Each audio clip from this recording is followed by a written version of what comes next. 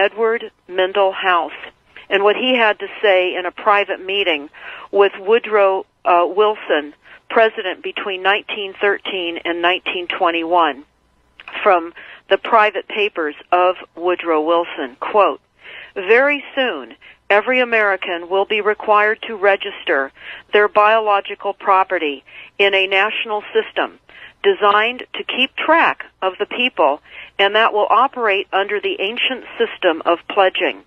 By such methodology, we can compel people to submit to our agenda, which will affect our security as chargeback for our fiat paper currency.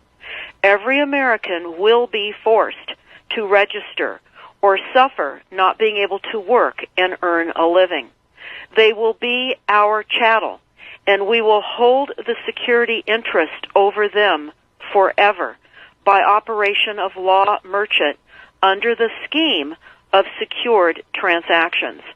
Americans, by unknowingly or unwittingly delivered the bills of lading to us, will be rendered bankrupt and insolvent, forever to remain economic slaves through taxation secured by their pledges. They will be stripped of their rights and given commercial value, designated to keep us a profit that will be none the wiser. For not one man in a million could ever figure out our plans, and if by accident one or two would figure it out, we have in our arsenal plausible deniability.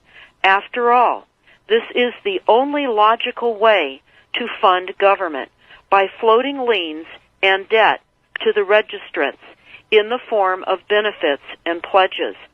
This will inevitably reap us huge profits beyond our wildest of expectations and leave every American a contributor to this fraud, which we will call social insurance. Without realizing it, every American will insure us for any loss we may incur, and in this manner, every American will unknowingly be our servant, however begrudgingly. The people will become helpless, without any hope for their redemption, and we will employ the high office of the President as our dummy corporation to foment this plot against America.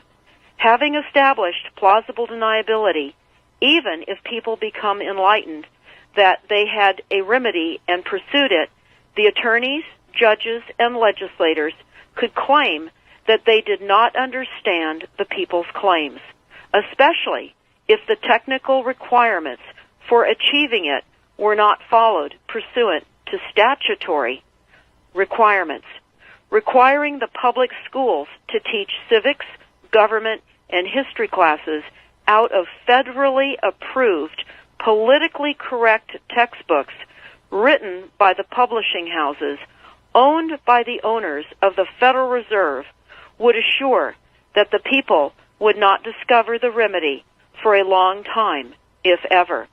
I would recommend that everyone read Fruit from a Poisonous Tree by Melvin Stamper, Melvin Stamper, Stamper.